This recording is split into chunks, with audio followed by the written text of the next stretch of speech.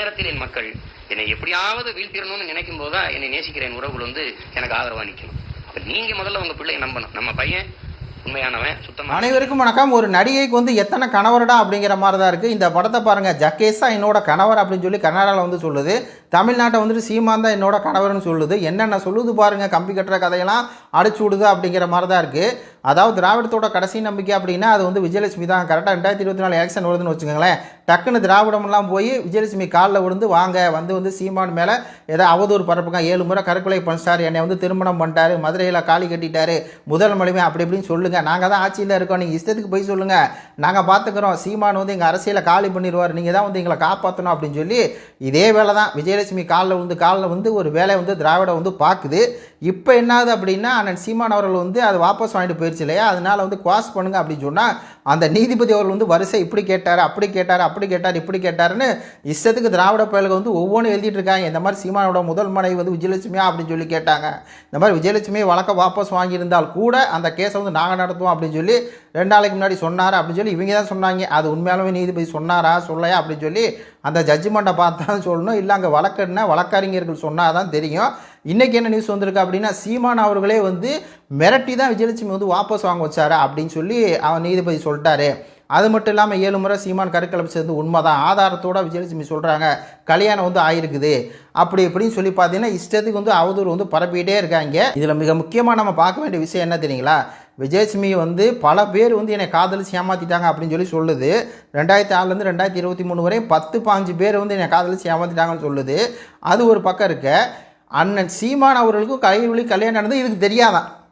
உலகறிய எல்லா news media சேனல்லையும் அவங்க கல்யாணம் பண்ணுறாங்கன்னு சொல்லி அவ்வளோ லைவ் போயிட்டுருக்கு. ஒரு புகழ்பெற்ற ஒரு மனுஷன் கல்யாணம். ஆனால் இதுக்கு தெரியாதான். ஏன் தெரியாது அப்படின்னா அப்போ 2014 மன அழுத்தத்தில் இருந்துச்சான். இல்லை கன்னட நடிகர் ரவியோட தொடர்பில் இருந்துச்சான்.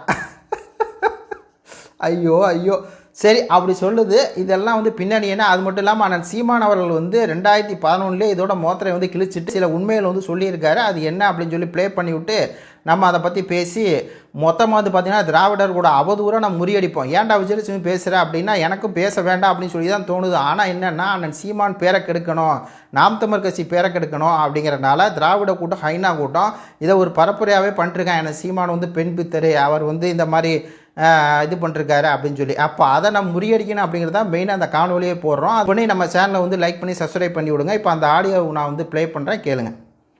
என் படப்பிடிப்புல வரும்போதே அவங்க ஒருத்தர் காதலிச்சு ஏமாந்து அழுதுகிட்டே இருப்பாங்க, கையை அறுத்துக்கிட்டு எப்போ பார்த்தாலும் மாத்திரை போட்டு தூங்கிடுவாங்க, அழுதுகிட்டே இருப்பாங்க. ஏற்கனவே எனக்கு என் மேல இப்படி கோச்சம் கொடுத்த மாதிரி குற்றச்சாட்டு 6-7 பேருக்கு மேல அவங்க கொடுத்துருக்காங்க. அண்ணன் இது 2014 கொடுத்த இன்டர்வியூ நான் லிங்க் கீழே போட்டிருக்கேன், நீங்கள் போய் பாருங்கள், முள்ளாக தெரிஞ்சிடும். இதில் என்ன சொல்கிறாருன்னா அண்ணன் சீமான் வாழ்த்துக்கள் அப்படிங்கிற படத்தில் 5 நாள் தான் விஜயலட்சுமி பணிபுரிந்துருக்கு. அதுக்கு முன்னாடியே 6-7 பேரை என்னை காதலிச்சு ஏமாற்றிருக்காங்க அப்படின்னு சொல்லியிருக்கு. கையில் பிளேடை வச்சு கிழிச்சிட்டு இருந்திருக்கு. அப்போ எப்பேற்பட்ட ஆளை. ஐயோ ஐயோ காதலிச்சு ஏமாற்றிட்டாரு உண்மையிலே என் மேல அன்பு நேசம் இருந்தா 5 முறை சிறையில் இருந்திருக்கேன். ஒரு தடவை கூட அன்பான என் மேல அவ்வளோ அன்பு வச்சிருந்தா சிறையில் பார்க்கவே இல்லை. இதுதான் மிக முக்கியமான பாயிண்ட். அண்ணன் என்ன சொல்கிறாருன்னா 5 தடவை நான் சிறையில் இருக்கேன், என் மேலே அன்பு இருந்தால் பார்க்கலாம்னா நீ பார்க்கவே இல்லை அப்படிங்கிறாரு. ஆனால் விஜயலட்சுமி என்ன சொல்லுது, சீமான் அவர்கள் ஜெயிலில் இருந்து பிணையில் மதுரையில் இருந்தார். அப்போ எனக்கு ஃபோன் போட்டார், மனைவியாக இருக்க வா அப்படின்னு சொன்னார். அதுக்கப்புறம் என்னை கல்யாணம் பண்ணார். யாரை வச்சு கல்யாணம் பண்ணாருன்னு தெரில. ஆனால் சாந்தி முகூர்த்தத்துக்கு முன்னாடி காலில் பெரியவங்க ஆசீர்வாதம் வாங்கினாங்க, என்னை கற்பழிச்சாரு. இப்போ என்ன லைவில் இவங்கெல்லாம் சொல்லிருக்காங்க அப்படின்னா விஜயலட்சுமிக்கு துளி கூட சீமான் விருப்பமே இல்லையா, அவர் தான் கட்டாயப்படுத்தினாரா. ஏடா சாந்தி முகூர்த்தம் தான் பெரியவங்களாம் இருக்கிறாங்க, கட்டாயப்படுத்தி எப்படி போவ, என்ன நடக்குதுங்க. எல்லாமே முன்னுக்கு முன்னு முரணாக இருக்குது. ஒரு ஜோடிக்கப்பட்ட ஒரு வழக்குனா இப்படி தான் இருக்கும். ஒரு ஜோடி நல்லா ஜோடிச்சிருக்காங்க. ஆக்சுவலாக அண்ணன் சீமான் அவர்களை அந்த பேட்டியிலே தெளிவாக சொல்லியிருக்காரு.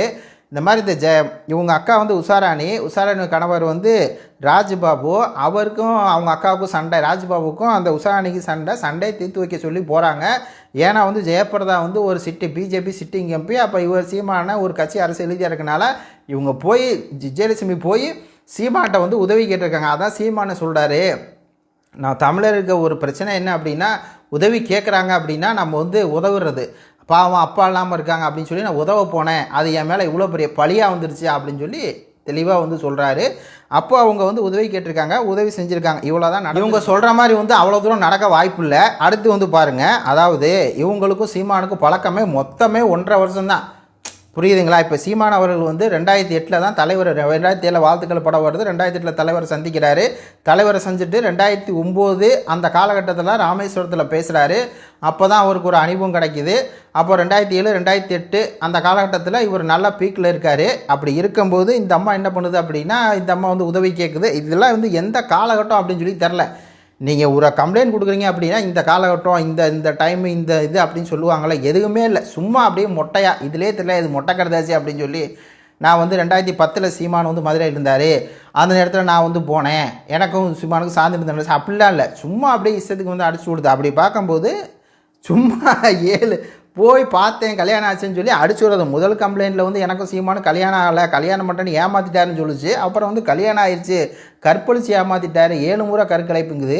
அதான் எப்படி பார்த்தாலும் கணக்கு வந்து 1.5 வருஷம் தான் ஆகுது. பழக்கம் அப்படின்னு வச்சா கூட, காதல் பண்ணாங்க அப்படின்னு வச்சா கூட, அப்போ அதில் 7 முறையா கருக்கலைப்பா? இது சாத்தியம் இல்லையே.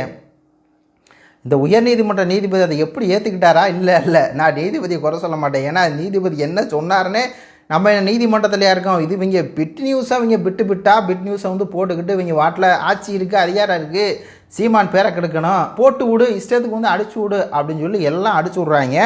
எல்லா குற்றச்சாட்டுமே போய் எதுவும் வந்து ஒரு மூல ஆதாரமே இல்லை. இதில் என்னென்னா, ஒரு பெண்ணுக்கு வந்து எத்தனை பேர் தாண்டா காதலிச்சு ஏமாற்றுவீங்க அப்படிங்கிற மாதிரி இருக்குங்க. ஏன்னா நீங்கள் பாருங்கள், இதை பாருங்கள், 2006 வந்து டைரக்டர் ரமேஷ் அவர் வந்து என்னை காதலித்து ஏமாற்றி விட்டார். ஆஹா, சரி. அடுத்து 2007 வந்து கன்னட நடிகர் சுர்ஜன், அவருமா 2006 2007 ஒரு வருஷத்தில் எப்படிங்க காதல் பண்ணுறாங்க அடுத்தடுத்த ஆட்கள்னு தெரில. அடுத்து வந்து 2010 அண்ணன் சீமான் அவர்கள் வந்து 11 என்னை காதலித்து ஏமாற்றி விட்டார். ஒரு படத்தை நடிக்க வாய்ப்பு கொடுத்தது தப்பாடா? உங்கள் அக்காவுக்கு ஒரு பிரச்சனை இருக்குன்னு உதவ வந்தது தப்பாடா?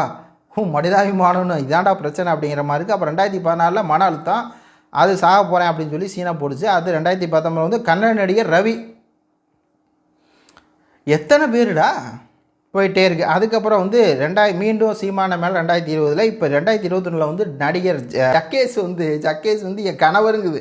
எப்படி சீமானை வந்து கணவருங்குதோ அதே மாதிரி அவரையும் கணவருங்குது.